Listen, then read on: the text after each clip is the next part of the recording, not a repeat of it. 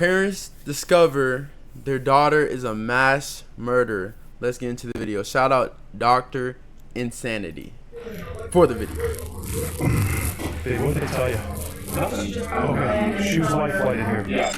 This is Natalie and John Shirilla, the parents of Mackenzie Shirilla. Just hours earlier, they were informed their daughter was involved in a devastating car accident and that she was transported by helicopter to the nearest hospital.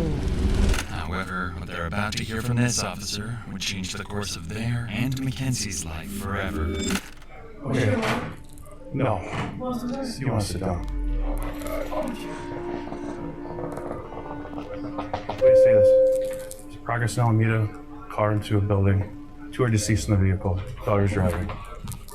Who died? Mackenzie's boyfriend, Dom Russo, as well as their friend Davion, were pronounced dead after the crash, making Mackenzie the suspect of a potential double murder. However, police had their doubts. Most assumed that this was simply the result of an innocent mistake on Mackenzie's behalf. But as the investigation would progress, dark and disturbing secrets would reveal this was clearly much more than just an accident. Dom, if you do not open, you think I'm joking. What do you mean? You're doing that's exactly what I mean. You're gonna come open this door right now, or there's gonna be a serious problem. Oh, she was on that. Oh, she was on that. 17-year-old Mackenzie Shirilla, her 20-year-old boyfriend Dominic, and their friend Davion are on their way to a high school party. With Mackenzie's 18th birthday in just 2 days, the group has decided to go out and celebrate. But what seems like a normal night out will in a few hours turn into one of Ohio's most disturbing mysteries. At around 2 a.m., Mackenzie and Dominic are seen smoking at the party, and at one point, Mackenzie reportedly offers the host of the party psychedelic mushrooms. This was unlike Mackenzie, as her friends had never seen her use a substance before, let alone pass them around. At 3:30 a.m., the group leaves the party and drives to another friend's place across town. There, they hang out for a little over an hour watching South Park. By 5 a.m., Mackenzie decided it was time to go home. Strangely, she asked to drive instead of Dominic. This was unusual, but Dominic agreed. Additionally, when Davion asked for a ride, Mackenzie refused to let him in the car. After an argument, Dominic convinced her to take Davion home. All 3 of them would get in the car, sealing their own fate. At the intersection between Pearl and Progress Drive, CCTV spots the car making a turn off course from Davion's house. Instead of driving along Pearl Drive, the car turns onto Progress Drive, a road that ends abruptly with a brick wall. CCTV would spot the car rapidly start accelerating, going from a calm 30 to over 90 miles per hour. What? In the very last seconds, an intense turn would take place, leading the car to narrowly avoid slamming into a tree. But it would be too late, and the car would speed into the brick wall. The crashed car would remain undiscovered for 45 minutes, until 6:15 a.m. when a passerby on a motorcycle would discover the destroyed vehicle. About 10 minutes later, law enforcement would arrive, and through their body cams, we can witness the horrific discovery they would make. Oh, nah. Oh, nah. No one's breathing. Bust the window out. Alright. Oh my god. I'm not gonna fight you. I'm here on Oh my god.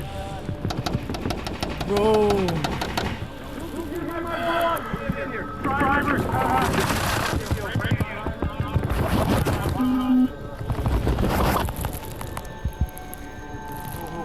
Hey.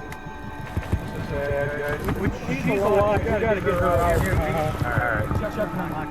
Let's see your knife. Let's cut this thing out. Oh my gosh, bro. This shit look crazy. Bro, what? The car is completely gone. They have to blur the whole shit out. They can't even like. Her stomach's. Oh yeah. We got 2 that are gone. Yeah. Okay. Jesus Christ. This is the worst I've ever seen. How old is Dominic Caruso? 17? 19? Rest in peace, buddy. Inside the car, officers quickly confirmed 2 victims as deceased. 20-year-old Dominic in the front passenger seat and 19-year-old Davion in the back. But one person has survived. The driver, Mackenzie Shirilla. As medics and firefighters rush to tend to the victims, investigators begin trying to understand how such a devastating crash could have happened. You know what I That's mean? when 'Cause they that start shit uncovering look crazy. alarming details. It looks like they even went off the road up there. They did. But I mean, if you're hitting a building that hard, I just can't believe all the people that work up here, that are up here all night long, no one heard. They're in factory type settings. Yeah, well, And it's dark over that's insane though. Once they get her out, I'll go over to this building because I think there's a camera on the front of that building. I don't know if it's working, but Bro, this whole situation look As crazy, authorities bro. work to save Mackenzie, the man who initially called 911 to report the incident arrives on the scene to give his side of the story. Appreciate you giving us a call. Someone in it, obviously. Yeah. So, That's a bummer. I didn't want to get stuck, and I'm like, I ain't fucking. I don't know what's going on. right. No, I appreciate you giving us a call. Absolutely appreciate it. They fucking were hitting it, man. Yeah. I mean, obviously. And I saw that front end. They definitely hit it hard, Fucking so. destroyed. Right. All right, well, what a way to start your Sunday. I guess better than theirs, huh? Right. I appreciate the call, sir. Thank you. You talk about something that's better than theirs, but they're Officers refiled the dead. crash as an accident, stating that the driver appeared to have attempted to steer off course, but was unable to regain control. Mackenzie was diagnosed with a condition known as POTS, which can cause dizziness and fainting, something officers believed may have contributed to the crash. The presumption was that a combination of Mackenzie's medical condition and drug use had likely led to the tragic crash. However, one detail worried officers. There were no signs of braking anywhere, and officers would soon begin to discover why. I've personally been told that she did voodoo on him. She was scared that she was going to make him crash the day before the actual crash. So I feel like that's what she was trying to do, was crash the car into the wall. As police continue gathering evidence from the crash site, Voodoo? one officer heads to the hospital to speak This with might, bro. Mackenzie. This might sound racist. I don't really care though. Can white people do voodoo? Honestly though, I'm not even trying to troll or nothing. Can white people do voodoo? Cause again, I'm not trying to sound racist. It's gonna sound crazy, but I thought witchcraft is more like, I guess, a Caucasian thing, white thing, and like voodoo's more of like a Creole Haitian type thing. If I'm wrong, I'm wrong, but that's what I always thought. So you talking about voodoo and shit? I'm like, can they do voodoo? But These parents, at this point, all they know is that their daughter was in a serious accident. Oh, God, help me. Dave, what'd they tell you? Nothing. Okay, she was life-flighted here. Yeah, I wouldn't know that. Okay. No.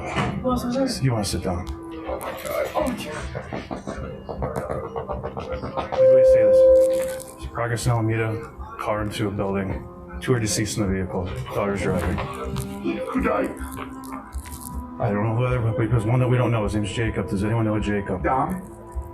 No, stop. Let him talk. Guys, I know, we've been dealing with this. Your daughter's okay. She's talking to us. I talked to her, okay? Your daughter's alive, okay? Your daughter's alive. She was driving the vehicle, okay? Who's that? Jacob and who? I think, what's the name you said? Might be. Oh my God. Stop. What's his relation to you? Okay, yeah, then Dom was in the car. Are you kidding me? It's very nice, ongoing investigation. Speed is definitely a factor. So are drugs. they were hurt. Tom is dead. Tom is dead. Is that what you're saying to me? Look at me. Son of them is dead. There's no way for me to say anything right now, man. This is a serious situation. Don't look for me. It's the same Tom, maybe it's a different Tom. It could be a different Tom. Might be a Tom. What's that? Do you know about this or? No, I will. We're gonna keep that way for. Okay, she's getting worked on now. Okay. Full transparency here. There's drugs in the car. She had a bag of mushrooms on her and a scale. Full transparency, guys. I'm sorry, I'm ripping the band-aid off. Okay? Drugs in the car. Awake, but not awake, so she's coming back. In and out of consciousness. That's crazy, and they carry quality parts. Now that's my speed. I know they're distraught right now. Do they know she does drugs and shit? Does she know that? And why do you have the bag on the court? That's not real life. You don't have your bag on the court. That's not real life. You don't have the bag on the court. 550. That crash looks so crazy. That crash looks so crazy. Like I said, she was speaking. And she had her seatbelt on. Mackenzie was the only one in the car wearing a seatbelt, which was why she was the sole survivor. If her intention had been suicide, it's unlikely she would have taken that precaution. This detail would later become important to the investigation. Yeah, right, saved her life. 100% saved her life. I don't believe the others did. Mackenzie's parents would take the news relatively well, relieved their daughter had survived. But officers now faced a much harder task, telling Dominic's parents. Remember, at this point, they didn't even know their son had been in an accident, let alone that he had passed away. That's hard. That's hard. Well, that's hard, bro. I'm not gonna lie, that's hard. Christine. Hey, can I talk to you real quick? There was an incident that we believe Dominic may be involved. What? Both Davion and Dominic are deceased. Oh, God!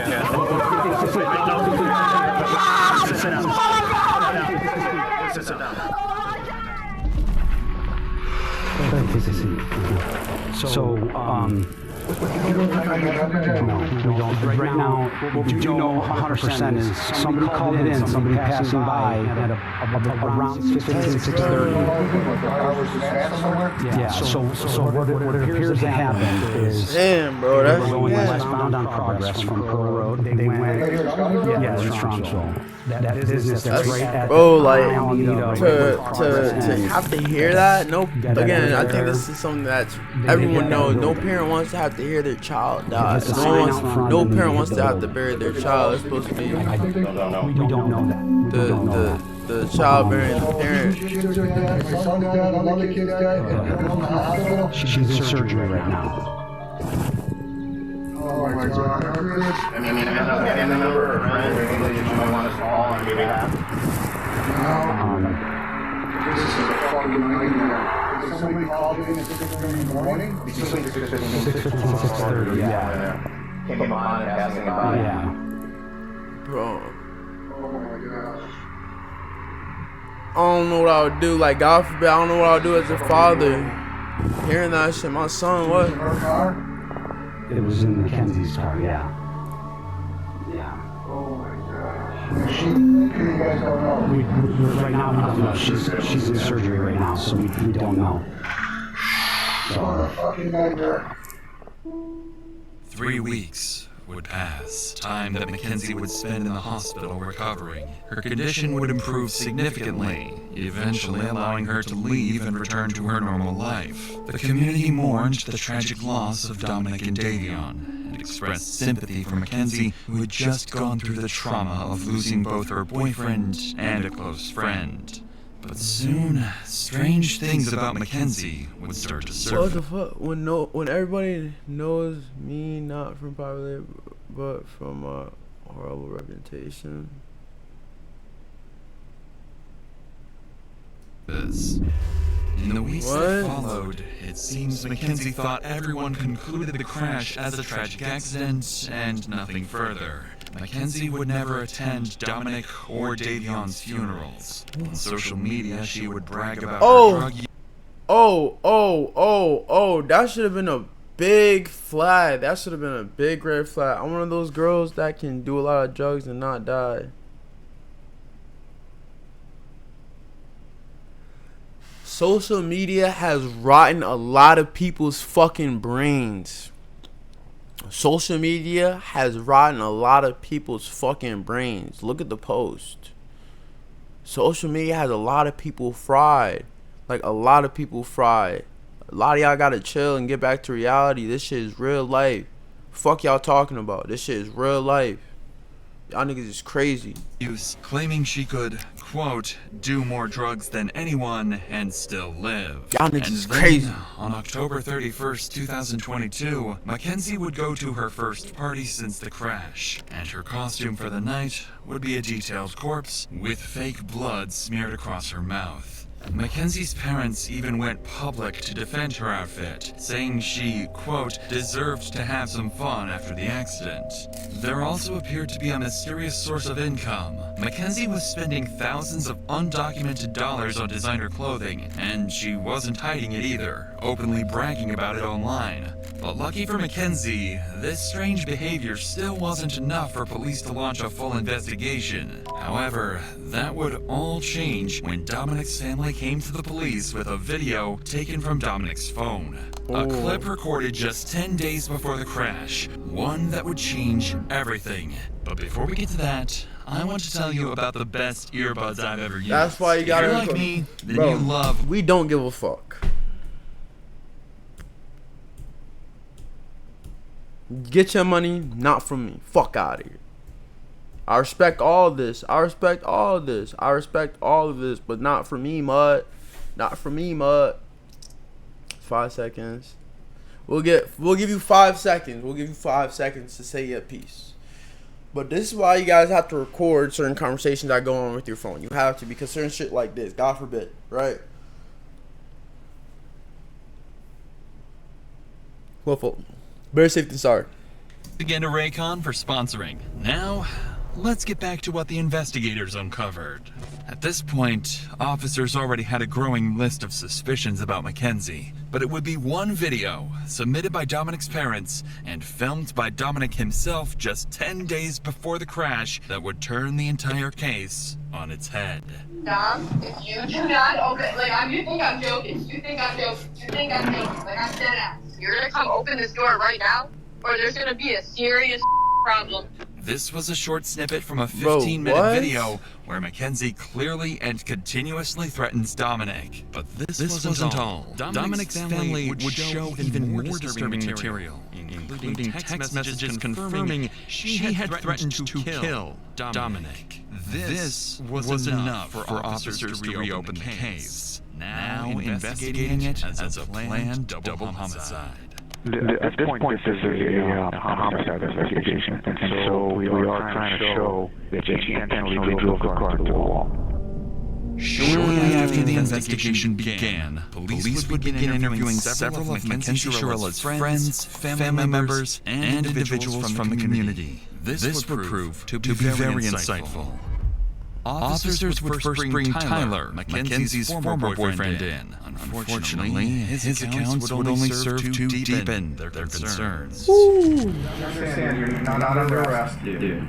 Walk out anytime you want. We have approximately 10 questions that we wanted to ask you. How long were you guys in a relationship? Well, we were all friends in a friend group at first. I ended up dating her for a little bit, probably over the summer. Niggas trying to bust it over the summer. Probably like a month and a half or 2 months. And then me and Dom, she was cheating on us basically, but it wasn't like anything official, so it wasn't hard feelings like whatever happened. I just kind of was like, after me and Dom found out about that, we had no problems with each other or nothing, but they were on and off, and I kept on talking to her still while they were on and off, because we were all still in the friend group and stuff, so. That's how I be sometimes. Like, stop being intimate, you know what I'm saying? We're just friends. So, describe the relationship. What He got the fucking Amiri jacket on. He's bugging. He bugging. He got a Amiri jacket on. He's bugging right now. She's crazy. She's like mentally just not all there? Yeah, I don't think she's mentally all there. I personally feel like she was trying to kill herself in that crash, and she failed on doing so. Why did Dom put up with this? Do you know?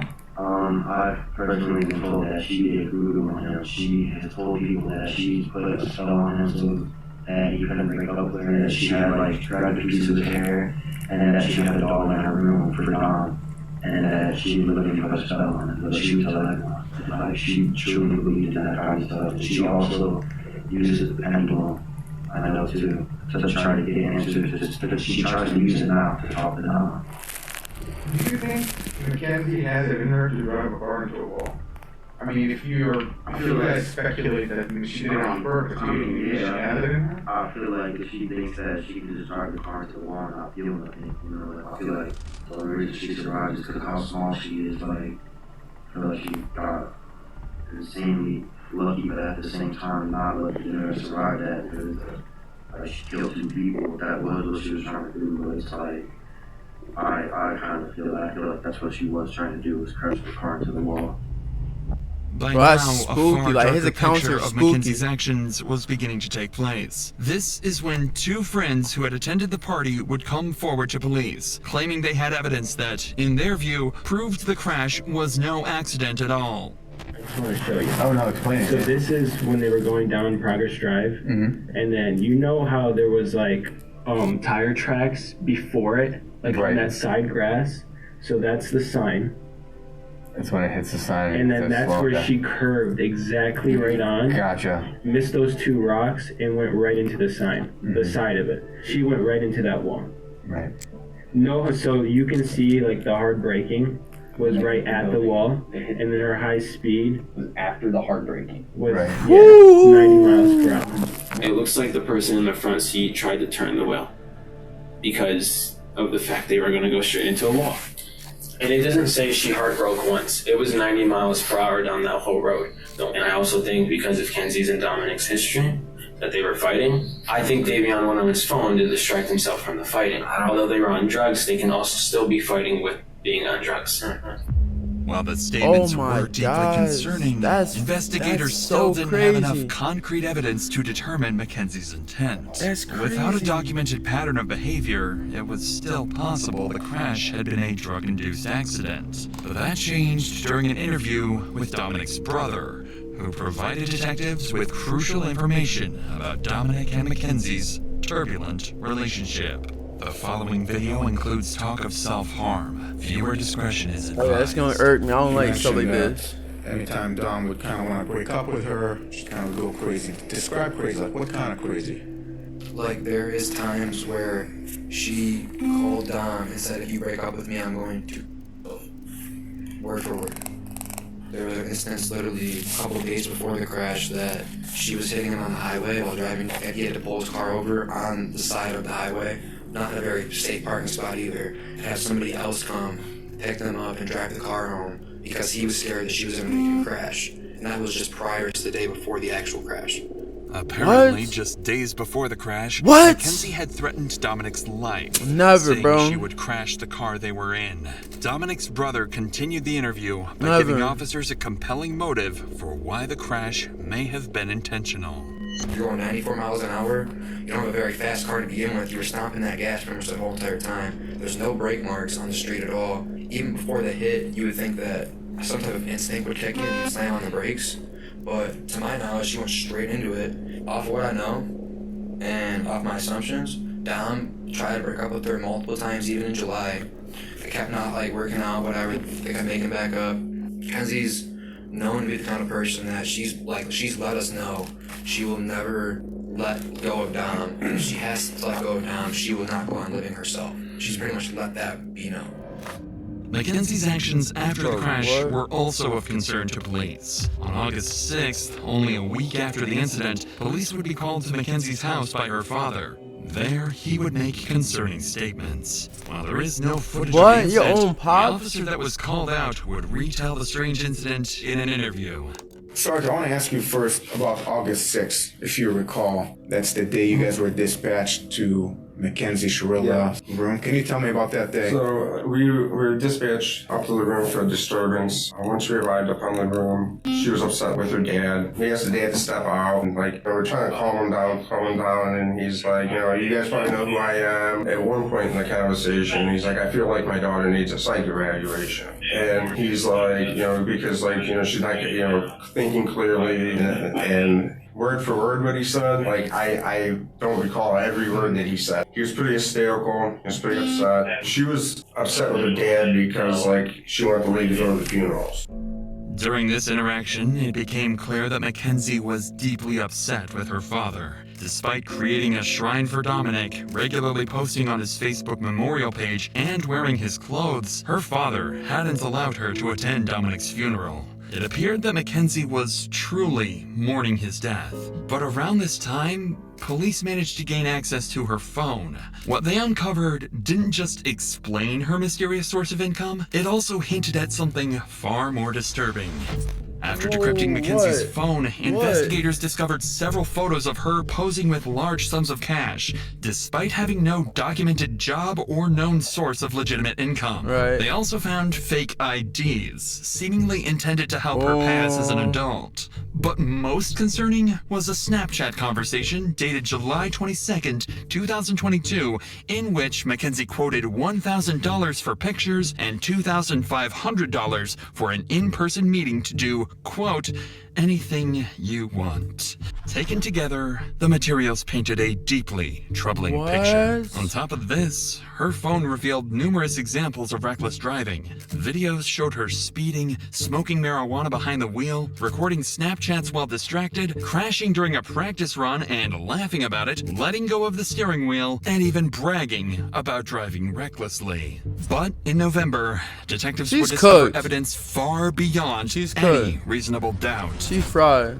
After analyzing Mackenzie's phone location data, investigators were able to retrace her movements in the days leading up to the crash. I couldn't be her father, That's when they made a dark discovery. I couldn't be her father, before the incident, Mackenzie had driven down the exact same road 7 times, heading straight towards she's the cooked. same She's cooked. She's wall. cooked. She's cooked. She's She cooked. had She's cooked. practiced the route.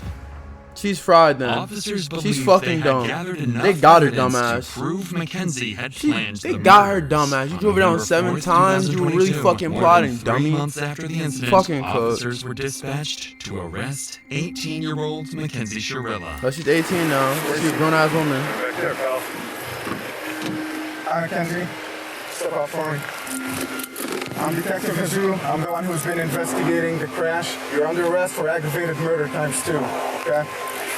Nobody's gonna ask you any questions. Nobody's gonna bother you. Can I have your key, please?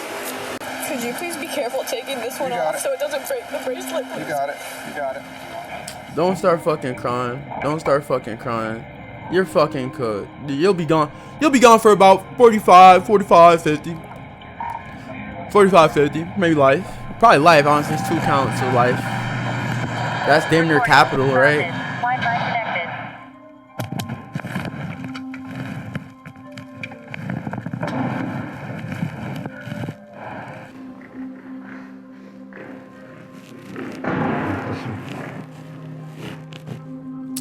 Bro, they blessed her. They got the cuffs in the front, bro. You know how rare that is to give you cuffs in the front? That means you're not a threat. Okay, Mackenzie, I'm gonna take your handcuffs off. I need like all the children that came from off, okay? I can't wear any of it. No, I need you to Shut the fuck up. You're in jail right now.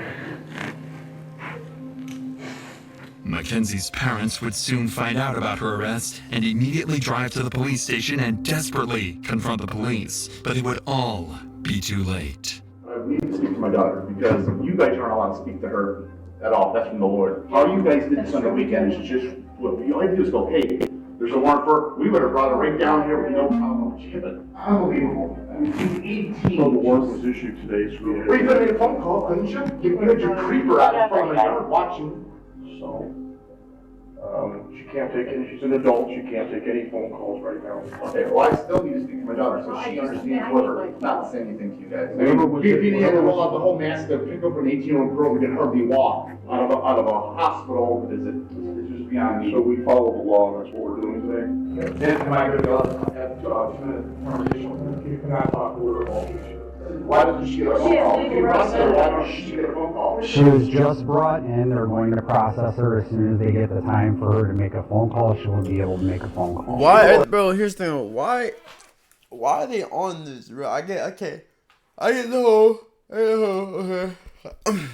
I get the whole. Oh, this is her parents. Like, they care for her. Want to make sure she's good. This and that. I get that whole thing. But it's like, you gotta understand what she did. She literally, and you said yourself she's mentally unstable. So you know all this, bro. Like, you would have probably just taken her somewhere, bro. You wouldn't have been. She is 18 years old and she can speak that. Yeah, but she's a dumb 18-year-old that just turned 18. She said, bro, and then they calling your daughter dumb? Come on, bro. That's disrespectful. You just know what's going to happen and you don't want that on your reputation because now that flips the whole narrative about yourself as parents.